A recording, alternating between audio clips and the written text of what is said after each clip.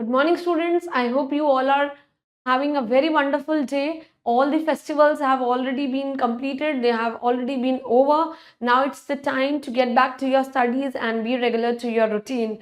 So, today we'll be learning a very important concept, that is I, he, she, it, you and they. Basically, what are these? These are pronouns. Pronouns क्या होते हैं? सर्वनाम. वह शब्द जो संज्ञा के स्थान पर प्रयोग किए जाते हैं उन्हें हम क्या बोलते हैं? Sarvanam. So they are basically pronouns. They are those words that are used in place of nouns so that we can avoid the repetition of nouns.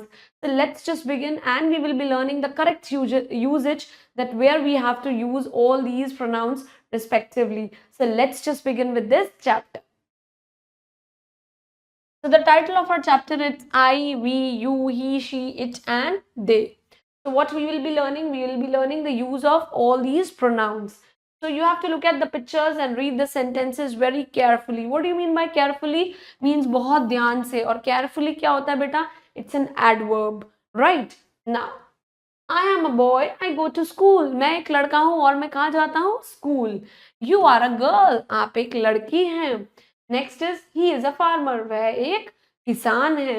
ये क्या कर रही है? She is my mother and she cooks food. यह मेरी mummy है और ये खाना बना रही हैं.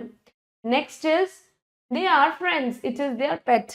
ये वो दोस्त हैं आपस में और ये उनका पेट है. Next is we are Indians and we love our country.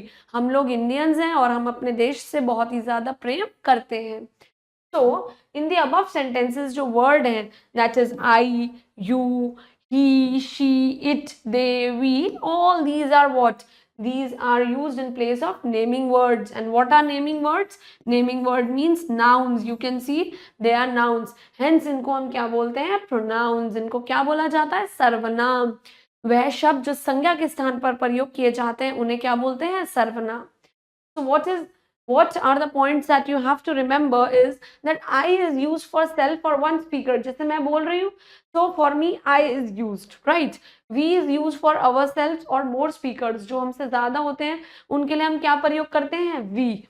You is used for listener, जो सुन रहे हैं, जैसे you are listening, right? They is used for many people who are not present at that moment.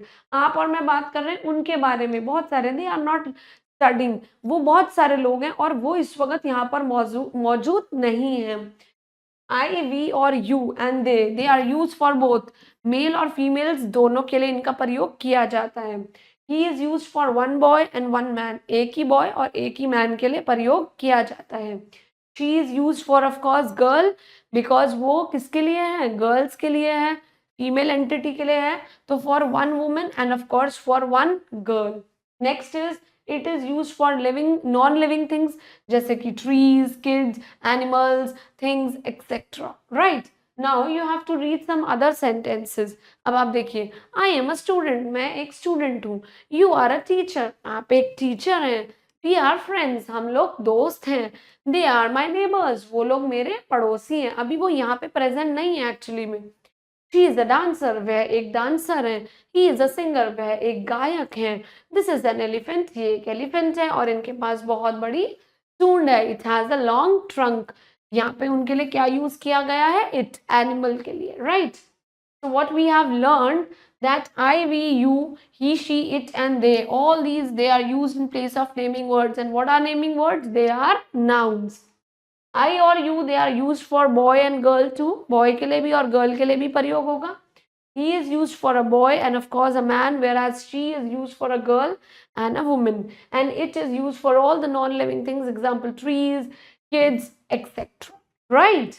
Now, moving on to this, now it's our turn that we have to fill in the blanks with the following pronouns, that is I, you, he, she, it and they. So this is Aman. ये कौन है? अमन है. अमन कैसे हैं? लड़के हैं. Dash is a student. अमन लड़का है इसलिए क्या आएगा? He is a student. वह एक क्या है? Student है. This is a girl. ये girl है and Dash is eating an apple. यह क्या खा रही हैं? Apple. और ये लड़की है, इनके लिए क्या आएगा? She is eating an apple. Next is जय और दीपू दोनों दोस्त हैं and they are playing Ludo. बहुत सारे जने हैं इसलिए क्या आएगा? They. वह लूडो खेल रहे हैं. This is my pet. ये मेरा पेट है and it eats bread and biscuit. वह ब्रेड और बिस्किट खाते हैं. Next is dash is a farmer. ये क्या है? एक फार्मर है. He is a farmer. And dash am his son. I के एम के साथ हमेशा क्या आता है बेटा? आई. मैं उनका बेटा हूं. Dash are going to the field. हम लोग खेत में जा रहे हैं. We are going to the field.